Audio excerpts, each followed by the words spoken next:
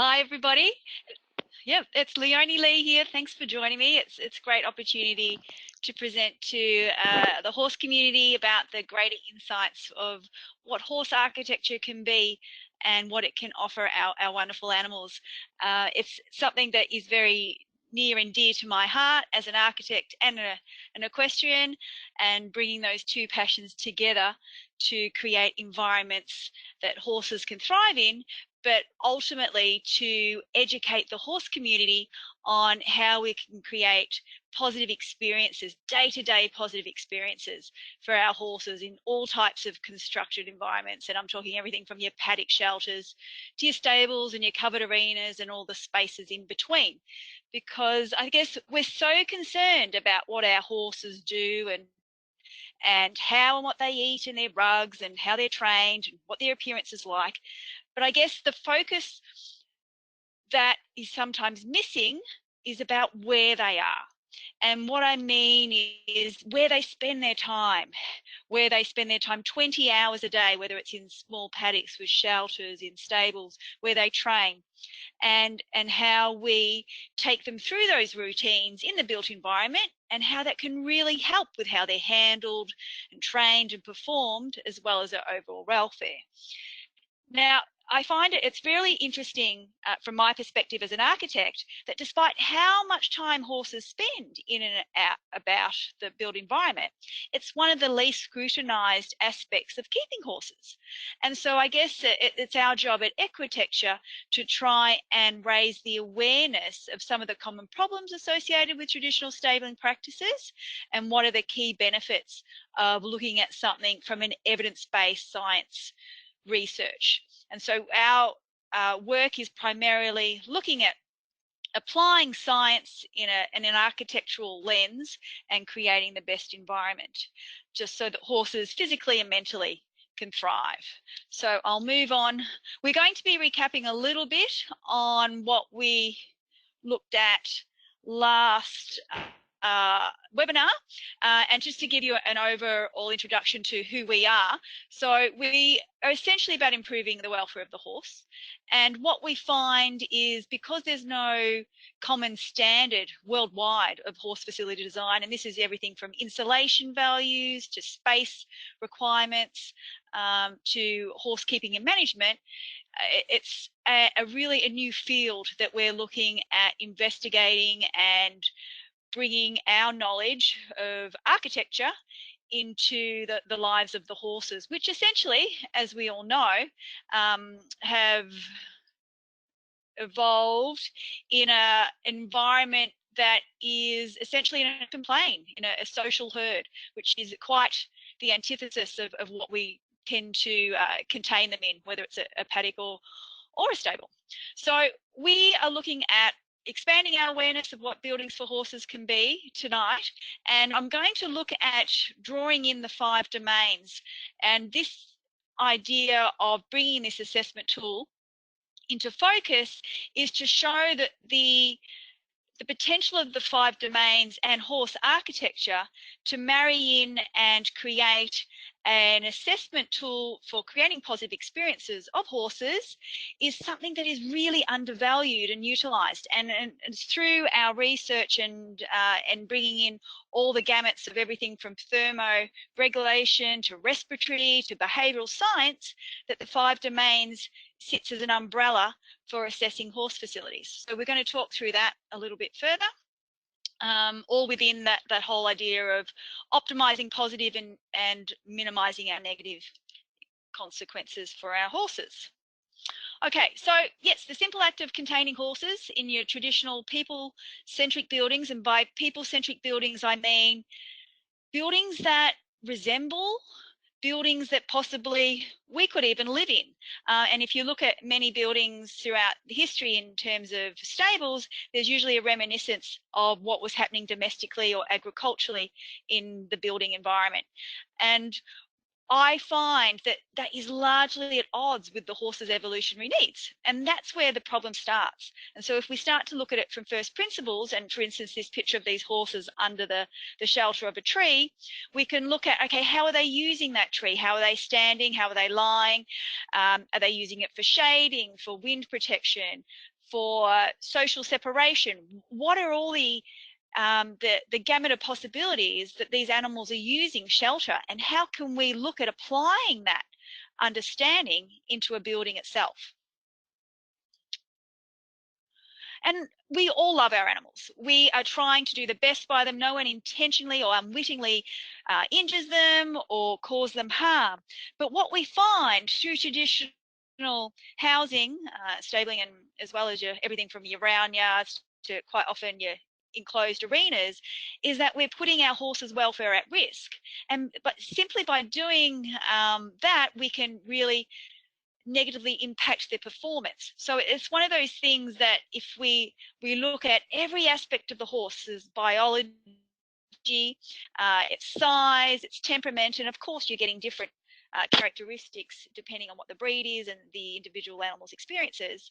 And I guess that's where the challenge of architecture is.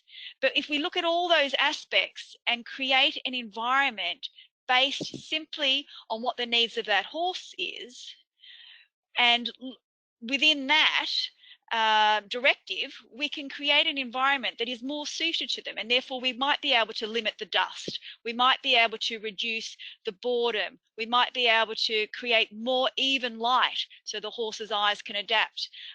Create environments where horses can feed in a natural stature.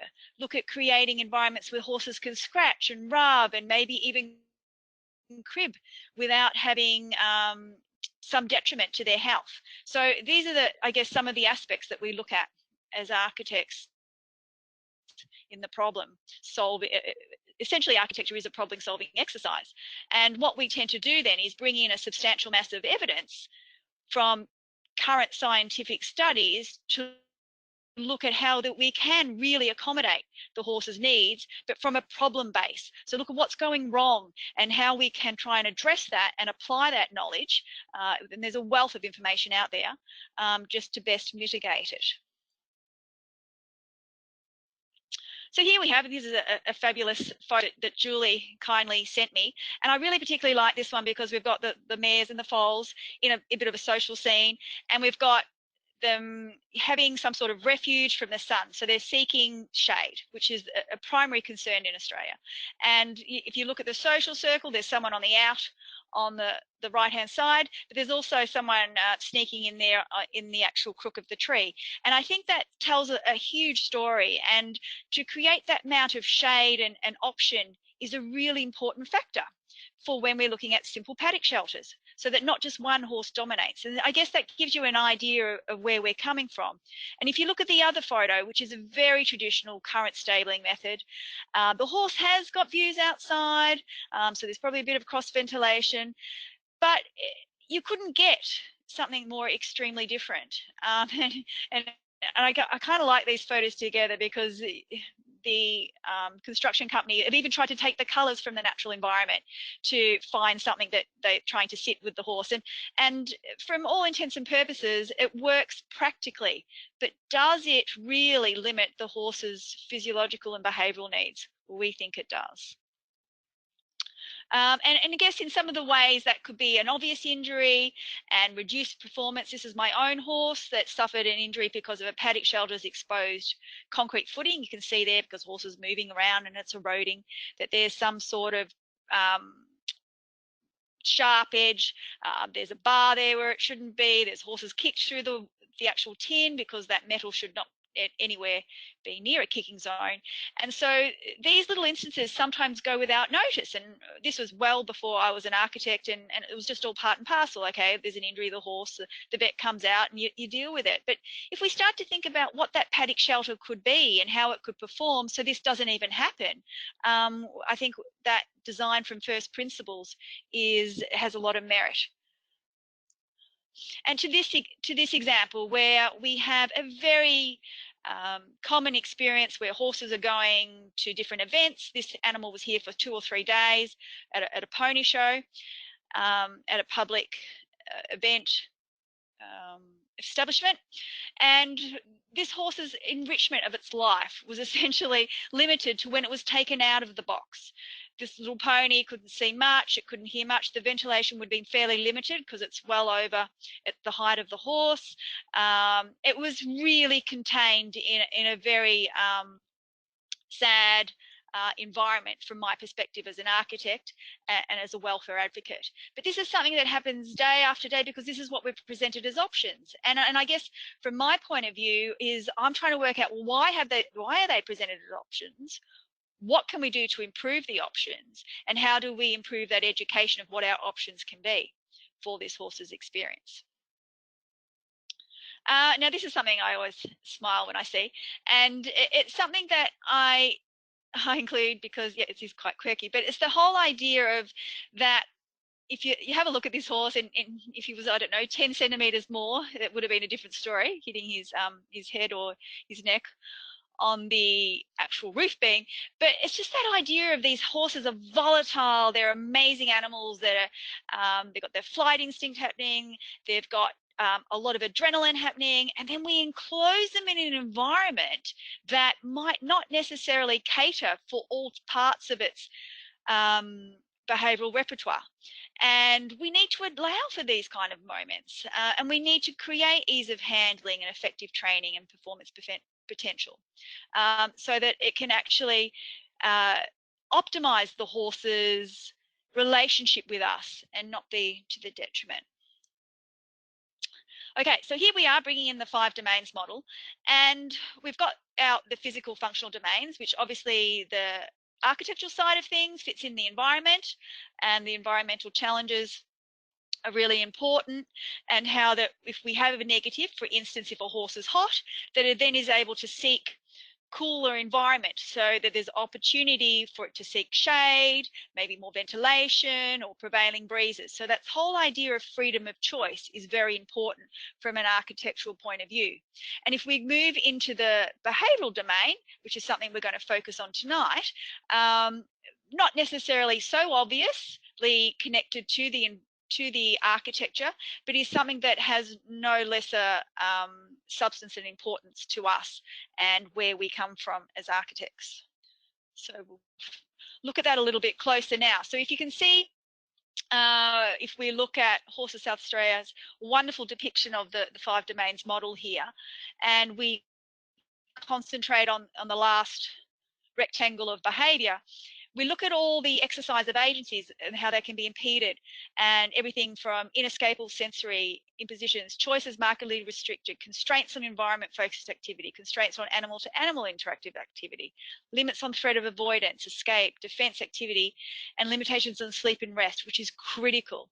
And then if you just think back to that photo I showed you of the horse in the stable at the competition, a lot of that stuff was apparent, and it might not necessarily be considered when you put that horse in there, shut the gate and think it's got the right rugs on, it's got the right feed, it's got a bit of water, and you leave it to be. But if we look at that in terms of its agency and what its freedom of movement and foraging and bonding and playing and novelty over those 3 days, it's really it's quite markedly deficient, and particularly in terms of sufficient rest and sleep, which is something that we are very concerned with in terms of where the evidence-based science is indicating how many horses are really suffering from a lack of recumbent sleep, and therefore their performance and their handling, their cognitive ability, everything is impaired. And there's many reasons for that, which we'll move into.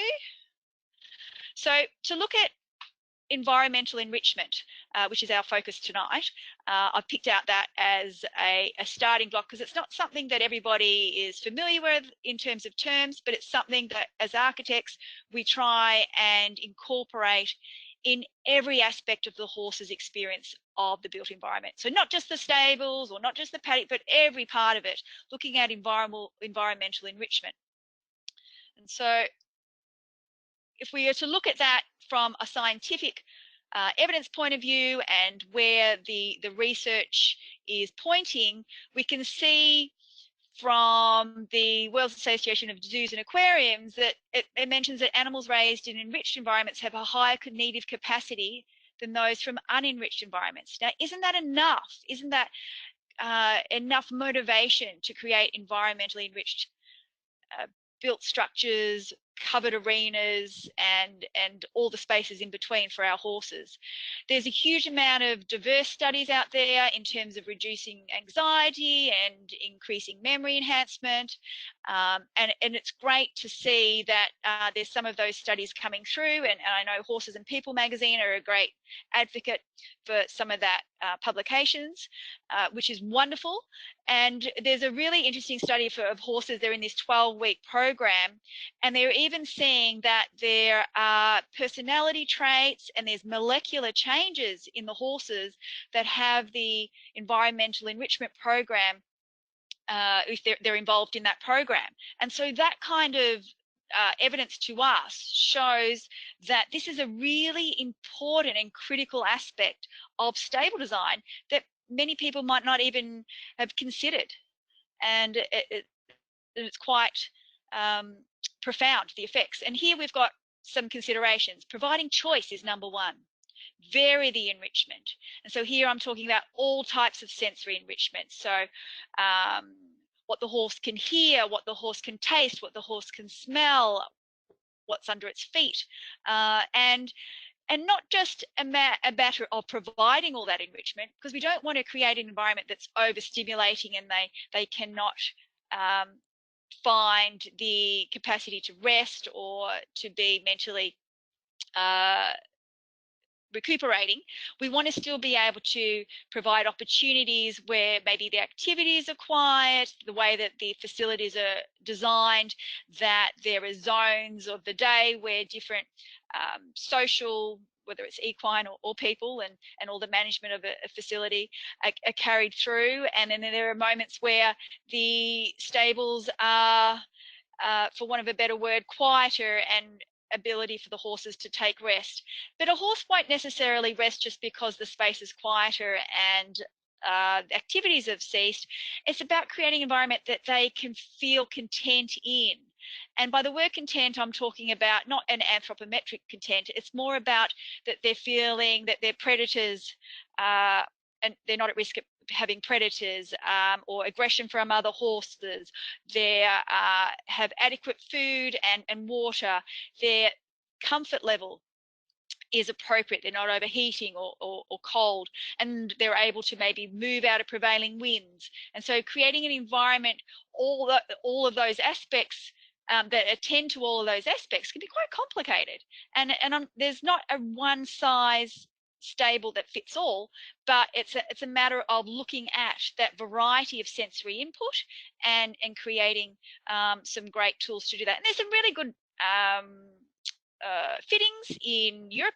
They've got some great back scratchers, and I don't know if anyone's seen their wonderful rolls. They're almost like what you find in a car wash, and they put them in paddocks with cattle, and they love to scratch on them. And I think it's something that we could look at for our horses in enriching their lives, and maybe they won't rub their head so much on the feed bucket rail or damage the pipes in stables if they've got alternatives to scratch and lean and rub and bite. So looking at all those aspects. Also looking at how we can create a horse to fulfill its full repertoire of natural behaviours and to be able to roll and lie down. And a key way of doing this is to actually allow the horse to be able to see the floor outside, because you can imagine if you were yourself rolling on a floor level and you couldn't see what was happening on the other side of that wall, particularly if you're an animal that was prone to flight, we might not see that as a priority, whereas survival is. So they might stand up and have resting periods standing up. Whereas if we create an environment where they can see what's happening on the wall, like this, on the floor, like this mesh door here, it actually promotes rolling and horses lying because they're feeling safer. There's a sense of being able to see what's happening beyond their container, which is really just a small important point, but can be really life-changing for the animals. And in regards to that, though, it's a matter of safety, durability. and appropriateness of materials. Because you can see here's a stable below, very similar, but because the grade of the mesh was not as sufficient, maybe there are other aspects at play here. I know they're both yearling stables, so it's not necessarily the type of horse, but it's all about that appropriateness and going to the nth degree to make sure that it's sitting best fit with the horse. And these are other little examples of enrichment. There's nothing like watching a little group of horses loafing around, and this is something that we try and create in all of our environments, where horses can come together socially, relax together, sleep together, rest, as well as interact. And creating a simple space where you've got your sand and a very safe enclosure is a simple way of looking at providing this. And some people even use their sand arenas to create this environment.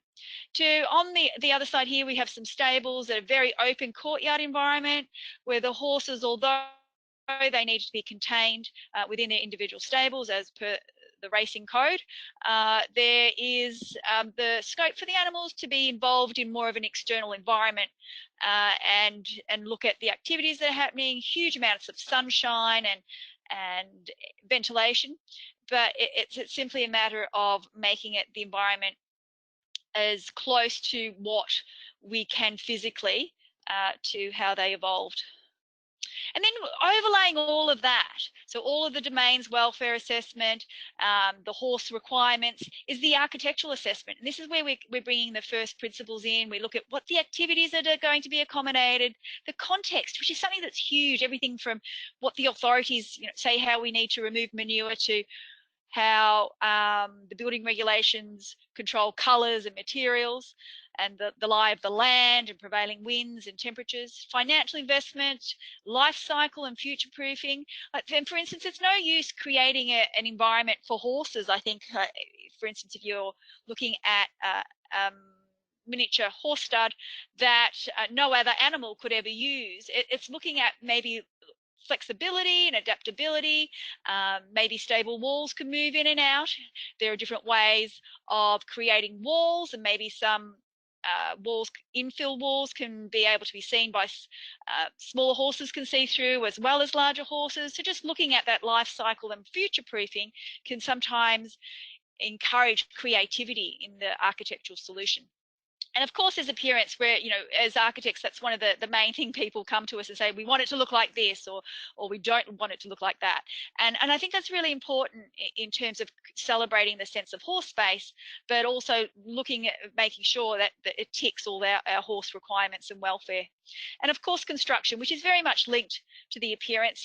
But in terms of horse construction, even we see many horse construction companies that have for years and years and years constructed paddock shelters. They're still looking at creating metal to the ground, and when horses are leaning and kicking and using it as a windbreak, that can something that is for us be really inappropriate. And it's just simply looking at every element and testing it, looking how it stood the test of time in other examples, as well as other architectural typologies, the agricultural industry, the cattle industry, and things like that. So construction is a very important thing. Now, to include here a couple of different pictures of a stable or a barn in the US. And I think the primary reason for including this is because it is a really quite a spacious environment internally. And sometimes if you look at that internal shot at the top, it could almost be an outside dimension of space, because there's a huge breezeway, huge access point, a lot of ventilation. It's got a roof that is quite high, and a lot of easy access. But what's important also is attached to the stables is a simple yard. The horses can choose to be in or be out, and there's a lot of choice. And so it's those little simple aspects of horse life that can really enrich their ability to pass the day and be happier and healthier. The shot there I've got up on the top there with the hay bales, this is I guess an architectural design device where somebody who thought to create an interesting way of filling in a facade and storing hay at the same time. That whole facade is a hay storage.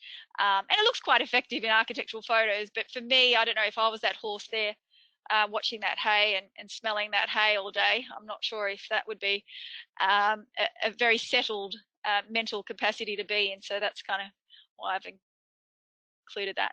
And now we're moving to a project that we've worked on in the Otways, something soon to be started and constructed. And this is a stable you can see on the right there, very low-lying stable in a context that's very coastal, very sensitive environmentally, and looking at creating a building that was very much in tune with the hub of horses that was going to be accommodated. They were freely walking in, they were free to eat. There was created what we call a feeding wall where horses can put through their head and eat the hay without it being soiled, or horses using their force aggressively to dominate the hay. And it's a matter of being able to then, the people who were involved in the project, the clients, their children being able to feed the horses safely. There was all those aspects. But in terms of the plan, which I might move on to the next one, the horses come in through where you can see all those little dashed lines where it says transition surface. They come into the shelter and they're free to move in and through that shelter. But what's also is very important, there's an escape route so that the horses didn't feel like they were being dominated by any one animal of the small herd, and then they can move through. And there's areas for horses to seek shelter in different weathers, as well as seek winter sunshine. And it's all about creating an environment that just you're thinking about moving through it and doing all the activities with your horses and what you experience three-dimensionally, which is quite critical.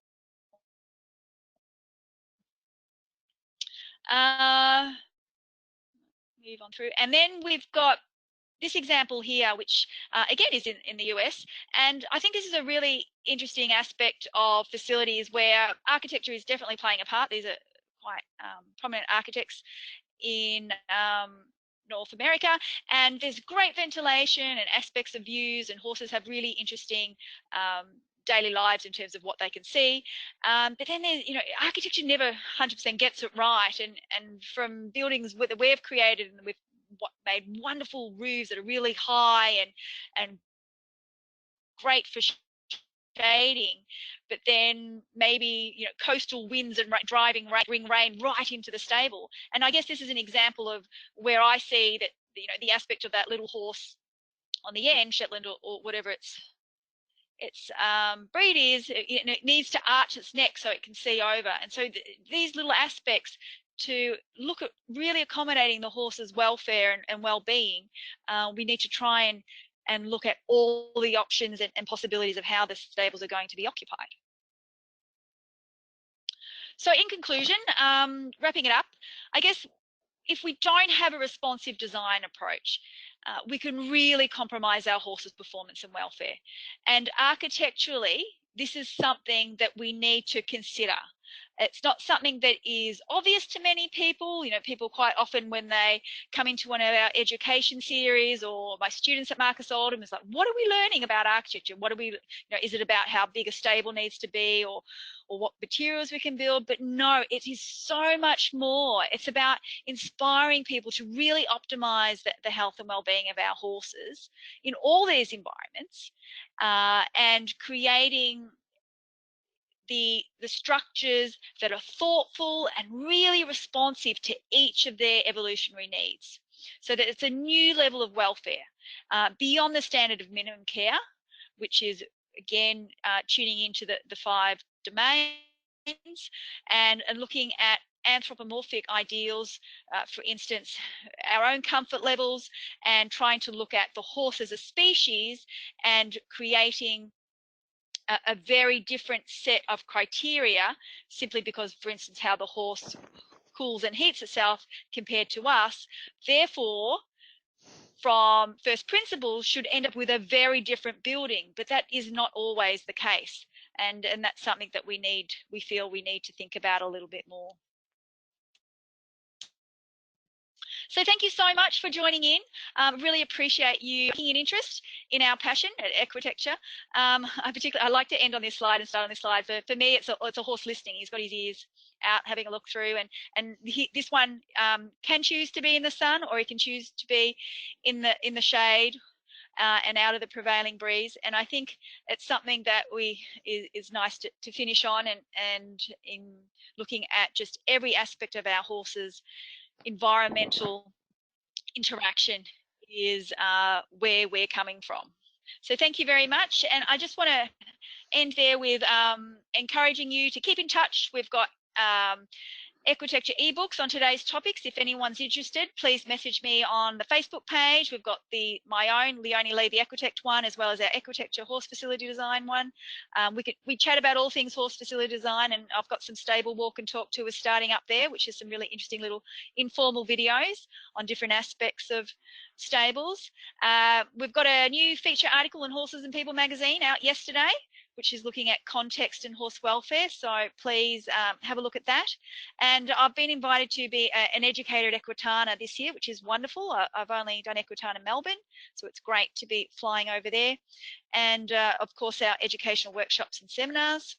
But our big news, I guess, is we've got an online equine facility design module starting up on the 1st of September. So if anyone's interested in really investing in their horse's future welfare, it's a matter of getting some further information. We're starting to release that over the next week, and hopefully really creating a difference to our horses' day-to-day lives in where they spend most of their time.